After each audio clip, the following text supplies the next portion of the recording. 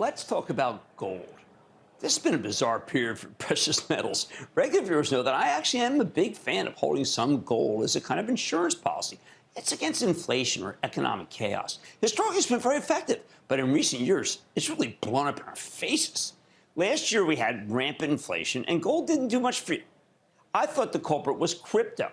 The people who'd normally be hiding their money in gold were instead buying cryptocurrencies because Bitcoin and Ethereum, well, they were billed as safe storeholds of value. Never mind that it wasn't true. But this year, the whole crypto ecosystem, as you know, has collapsed, meaning gold doesn't have much competition. And we've gotten insanely high inflation readings, worst in decades.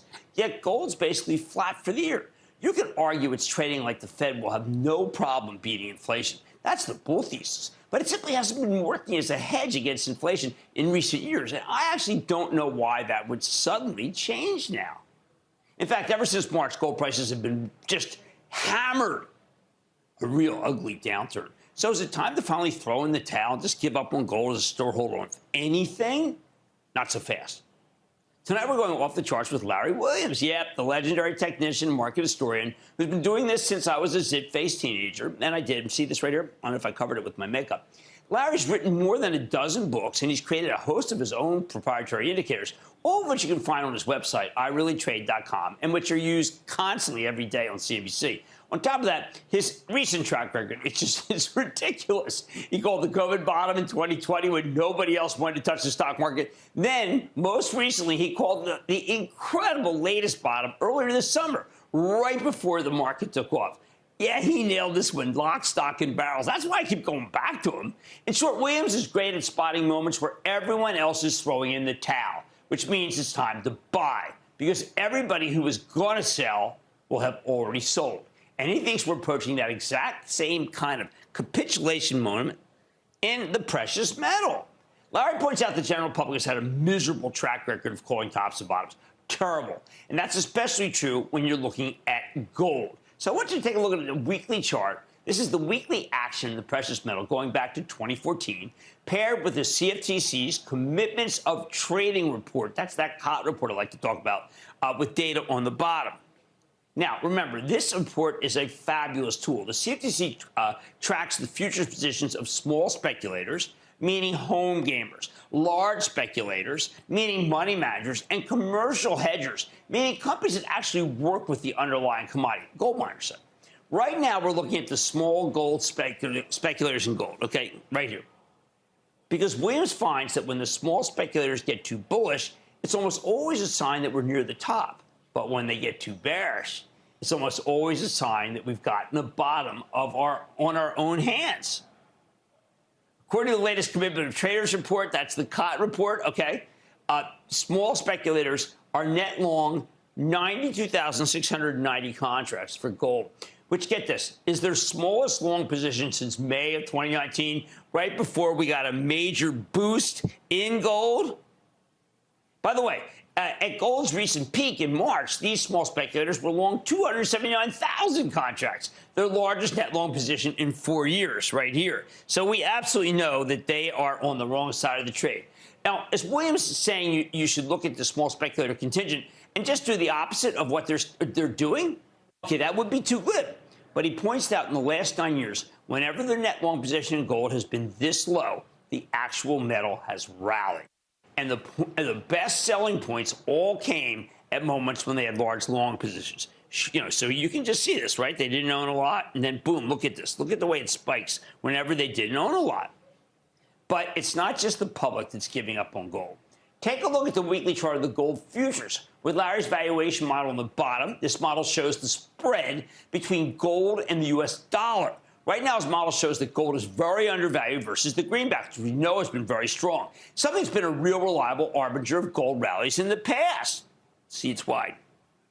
Keep in mind, one big reason for gold's recent underperformance is that the dollar's been so strong. And this is yet another commodity that's denominated in dollars. But you know what might be more important than currency fluctuations? Oil. Williams has a very interesting argument here. He says gold bugs have been eviscerated because they expected the precious metal would rally in response to high inflation numbers. But in reality, when you look at the history, he points out that gold is generally more responsive to the price of oil than to any other inflation metric, like the consumer price index. So take a look at this weekly gold chart with Larry's forecast for gold in red. This red line is actually just the price of oil pushed forward by 8 weeks. He loves to do that, and I think it's very responsive. This has been a very powerful tool for predicting the price of gold in the past. Look how closely they trade together. Williams says it's his roadmap.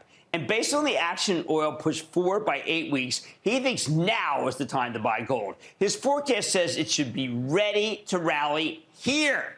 So where do I come down? I know it's been very tough to bet on gold this year. But right now, the charts may finally be on your side. And boy, does that ever make a difference. Here's the bottom line. The charts, as interpreted by the legendary Larry Williams, suggest that the general public's giving up on gold en masse, and he thinks that makes it the perfect entry time to do some buying. My view, you don't bet against this guy when it comes to spot and bottoms. He may be the best I have ever seen. Let's go to Keith in Georgia. Keith. Hey, hello, Jim.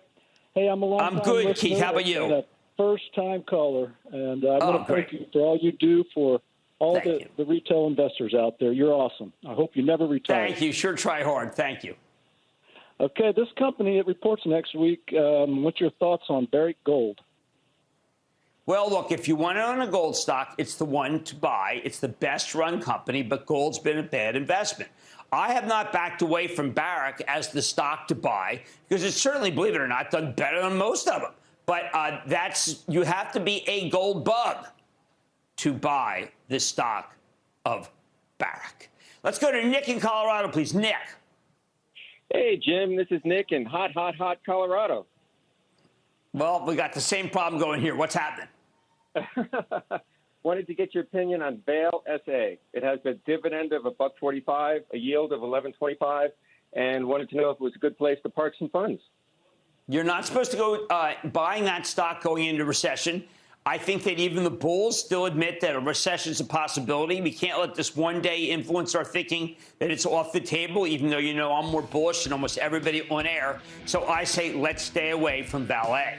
All right, the chart suggests that gold could be ready to rally here, and it might be the perfect time to do some buying. Hey, much more Mad Money ahead, including my exclusive with Thermo Fisher. And reporting a beat and raise quarter last week, I'm going to dig into the numbers and uncover the strengths with the company's CEO who's made us a lot of money. Then oil's pain seems to be tech's gain. But is that warranted? Does it make any sense?